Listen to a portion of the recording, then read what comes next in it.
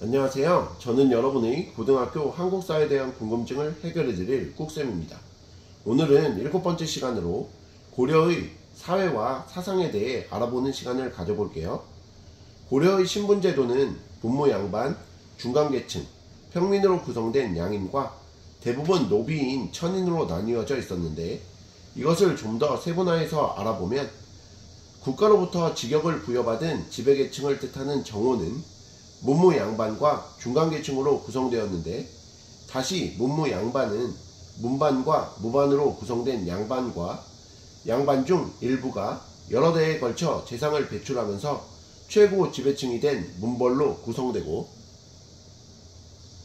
중앙과 지방 통치기구의 말단 행정 업무를 담당하고 직역에 대한 대가로 국가로부터 토지인 전치과를 지급받고 신분을 세습했던 중간계층에는 중앙관청의 실무를 담당한 서리, 궁중 업무를 담당했던 남반, 지방관이 파견되지 않은 속현, 향, 부곡, 소의 지방행정을 담당, 향리의 우두머리로 해당 구을 향리들을 통솔하고 실무행정을 총괄한 호장과 부호장 등 여러 단계로 구분, 호장 등 상층 향리는 과거에 응시하여 중앙 진출이 가능했던 향리 등이 있었습니다. 두 번째로, 특정한 직역을 부여받지 않은 일반 백성으로 국가의 조세, 곡물, 역 등의 부담을 맡았던 백정은 과거 응시가 가능했고, 주로 농업에 종사한 향, 부곡, 수공업품, 광산물 등의 생산을 담당했던 소의 주민들은 백정보다 많은 조세와 역을 부담했고, 학교 입학과 과거의 응시가 불가능하였는데, 적에게 항복하거나 반란을 일으킨 군현은 향, 부곡, 소로 낮아지기도 했고, 또한 향, 부곡, 소 주민들은 거주 이전의 자유가 없었습니다.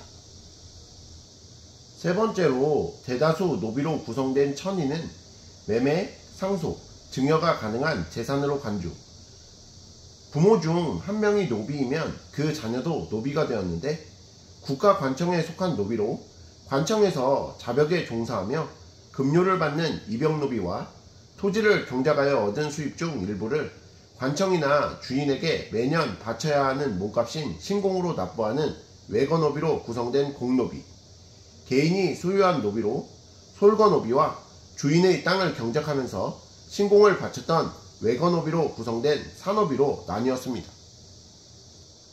고려시대에는 향리나 백정 등이 과거를 통해, 군인이 전쟁에서 공을 세운 군공을 통해 무관으로, 외거노비 등이 재산을 모아 주인에게 바치고 백정으로, 외국인이 귀화하여 관리로 등용되는 것을 통해 신분 상승이 가능하였는데, 이를 통해 신라 골품제 사회보다 고려 사회가 좀 더 개방된 사회였음을 알 수 있습니다.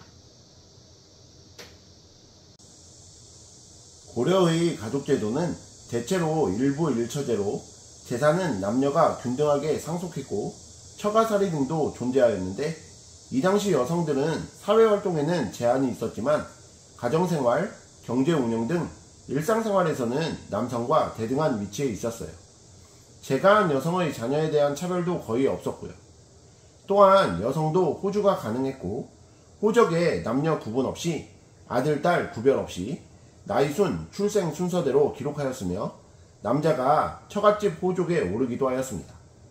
사위와 외손자에게도 음서 혜택이 적용되었고, 여성의 재가가 자유로웠으며, 혈연관계가 같을 경우 아버지 쪽과 어머니 쪽을 가리지 않고 같은 호칭을 사용했고요.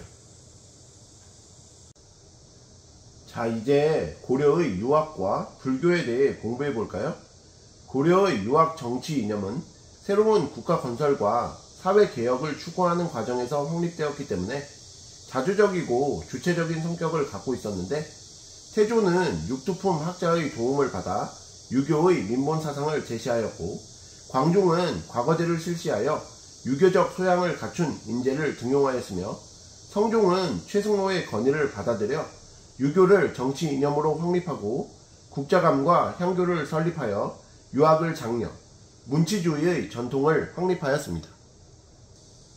이후 문벌사회가 형성되면서 유교가 지배체제의 안정을 추구하는 보수적인 성격으로 변화하였는데 구제학당을 설립하여 유학을 교육하고 사학 시비도를 융성한 최충, 현실 안정을 추구하는 보수적인 경향을 가졌던 김부식 등이 고려 유학의 대표 학자들입니다.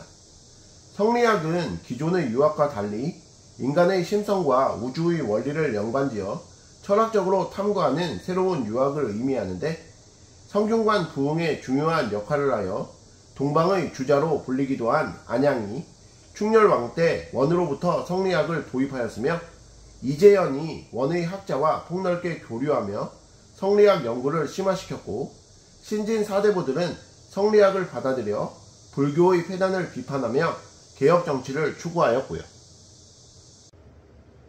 고려시대에는 유학의 발달과 유교적인 역사서술이 보편화되면서 많은 역사서가 편찬되었는데 고려 전기에는 건국 초기부터 편찬되었으나 거란의 침입으로 소실된 왕조실록, 편찬하였으나 현재는 전해지지 않는 칠대실록 등 실록이 편찬되었고 유교적 합리주의 사관, 제왕을 뜻하는 봉기, 제후를 뜻하는 세가, 제도, 문화, 지리 등을 뜻하는 지, 연표를 뜻하는 표, 여러 신화의 전기를 뜻하는 열전의 순으로 편성된 역사 서술 체제로 구성된 삼국사기가 편찬되었고 고려 후기에는 무신정변과 몽골의 침입을 겪으면서 자주 의식이 성장하고 성리학이 보급된 상황에서 이규보가 편찬하고 고구려 시조 동명왕의 일대기를 서사시로 지어 영웅적인 면모를 부각, 고구려 계승의식을 표출한 동명왕편, 이련이 저술한 삼국유사, 이승유가 저술,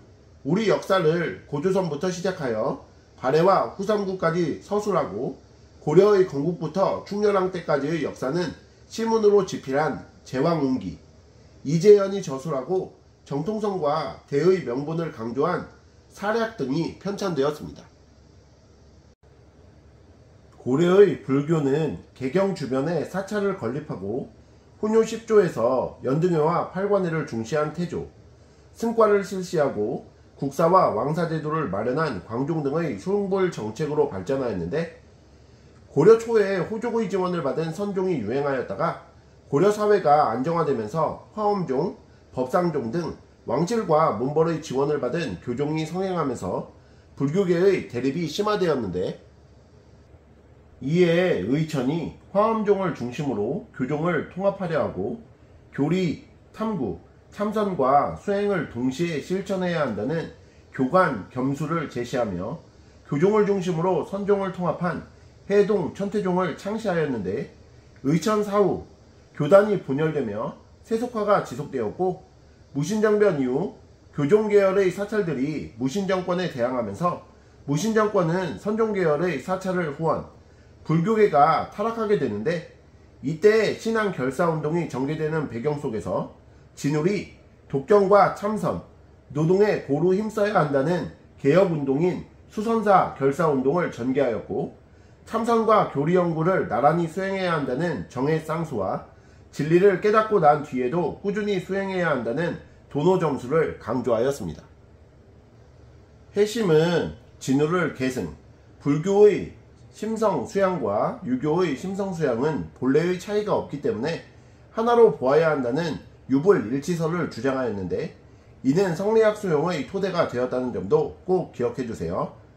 국가 불교로 중시되면서 불교 경전이 집대성되고 부처의 힘으로 외세의 침략을 물리치려는 염원이 커지면서 거란 침입 시 조판되었으나 몽골 침입으로 소실된 초조 대장경, 몽골 침략 격퇴를 염원하며 만든 팔만 대장경 등이 조판되었고요.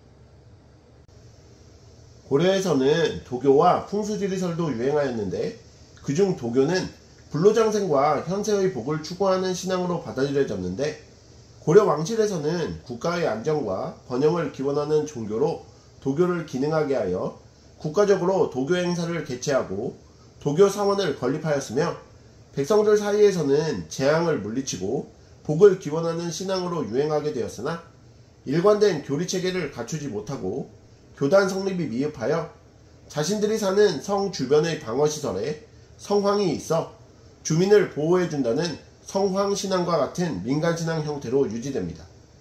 풍수지리설은 미래의 기룡화복을 예측하는 도참 사상과 결합하여 유행, 묘청의 서경 천도운동 등 정치 변동에 영향을 주게 되고요.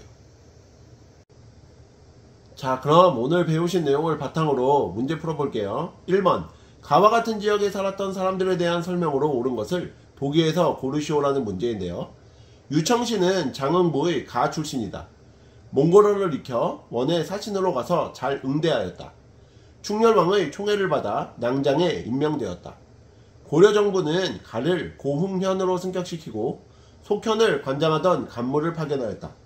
자, 우리는 이 자료에서 고흥현으로 승격되었고 속현을 관장하는 간무를 파견하였다는 내용을 통해 일반 군현이 아닌 지역의 사람이었음을 알 수 있는데요.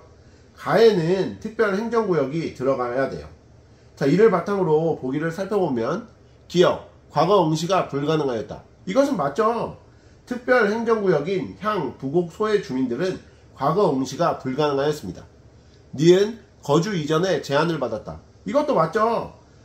향, 부곡, 소의 주민들은 거주 이전에 제한을 받았어요. 디귿, 마가, 우가 등의 지배를 받았다. 이것은 틀렸죠? 마가, 우가 등은 부여의 지배층으로 사출도를 별도로 다스렸습니다. 리을, 주인에게 신공을 납부해야 했다. 이것은 잘못됐죠? 이것은 외건오비에 해당하는 내용이에요. 그러므로 1번 문제에 대한 정답은 기역과 니은이 되겠습니다. 2번 문제도 풀어볼게요. 다음 글을 작성한 인물에 대한 설명으로 옳은 것은 이런 문제인데요. 불교는 수신의 근본이고 유교는 치국의 근원입니다. 몸을 닦는 것은 내세를 위한 것이며 나라를 다스리는 일은 오늘의 할 일입니다.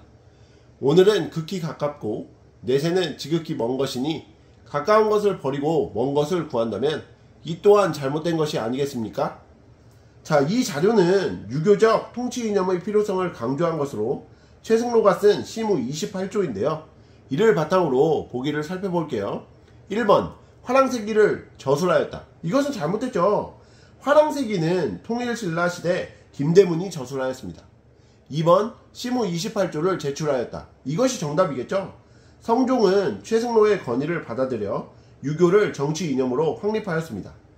3번, 이자겸과 함께 난을 일으켰다. 이것은 잘못됐죠. 이자겸과 척준경이 난을 일으켰어요. 이후 척준경은 이자겸을 축출하였으나 그 자신도 정계에서 쫓겨나게 되죠. 4번, 서경으로의 천도를 주장하였다. 이것도 잘못됐는데요. 묘청, 정지상 등이 서경으로의 천도를 주장하였습니다. 5번, 서방을 통해 정계에 진출하였다. 이것도 잘못됐는데요. 서방은 최후가 문신을 등용하기 위해 설치한 기구입니다. 그러므로 2번 문제에 대한 정답은 2번이 되겠습니다. 3번 문제도 풀어볼게요. 다음에 반영된 역사의식을 알아보기 위한 탐구활동으로 가장 적절한 것은 이라는 문제인데요. 요동에 별도의 하늘과 땅이 있으니 별자리도 중국과 구분된다네. 처음에 어느 누가 나라를 열었던가. 재석의 손자 이름은 당군이로다. 이 자료는 이승유의 제왕응기로 당군을 우리 민족의 시조로 설정을 하고 있는데요. 이를 바탕으로 보기를 살펴볼게요. 1번, 거칠보의 활동을 조사한다. 이것은 잘못됐죠? 거칠보는 진흥왕 때 국사를 편찬한 사람입니다. 2번, 삼국유사의 내용을 분석한다. 이것이 정답인데요. 무신정병과 몽골의 침입을 겪으면서 자주의식이 성장하였는데 이는 삼국유사와 제왕응기에서 단군을 민족의 시조로 내세우는데 영향을 주었습니다. 3번, 오경박사의 활동 사례를 알아본다. 이것도 잘못됐죠? 오경박사는 백제에서 설치한 관직으로 유교 경전을 가르쳤어요. 4번, 광개토 대왕릉비의 내용을 파악한다. 이것도 잘못됐죠? 광개토 대왕릉비는 고구려 장수왕 때 세워진 것으로 고구려의 독자적 천하관이 반영되어 있습니다. 5번, 외교 담판 당시 서희의 주장을 살펴본다. 이것도 잘못됐는데요. 서희는 거란의 1차 침입 당시 고구려 계승의식을 드러냈죠. 그러므로 3번 문제에 대한 정답은 2번이 되겠습니다. 오늘의 마지막 4번 문제도 풀어볼게요. 가인물에 대한 설명으로 옳은 것은 이라는 문제인데요. 가를 검색했더니 문종의 넷째 아들로 태어났다. 교리탐구, 참선과 수행을 동시에 실천해야 한다는 교관 겸수를 주장하였다. 자, 우리는 자료에서 문종의 넷째 아들로 교관 겸수를 주장하였다는 내용을 통해 가가 의천임을 알 수 있는데요. 이를 바탕으로 보기를 살펴볼게요. 1번 초조 대장경을 조판하였다. 이것은 잘못됐죠. 의천은 초조 대장경을 보완한 교장, 즉 속장경을 편찬하였습니다. 2번 해동 천태종을 창시하였다. 이것이 정답이죠. 의천은 해동 천태종을 창시하여 교종을 중심으로 선종을 통합하려 하였습니다. 3번 부석사 건립을 주도하였다. 이것은 잘못됐는데요. 이것은 통일신라 시대 승려 의상의 활동입니다. 4번 주자감에서 유학을 공부하였다. 주자감은 발해의 교육기관이죠. 5번 호족의 지원으로 세력을 확장하였다. 이것도 잘못된 내용입니다. 그러므로 4번 문제에 대한 정답은 2번이 되겠습니다. 이상으로 고등학교 한국사 7번째 시간 고려의 사회와 사상에 대해 알아보는 시간을 가져보셨는데요. 복습 열심히 하시고 다음 시간에 뵙겠습니다. 감사합니다.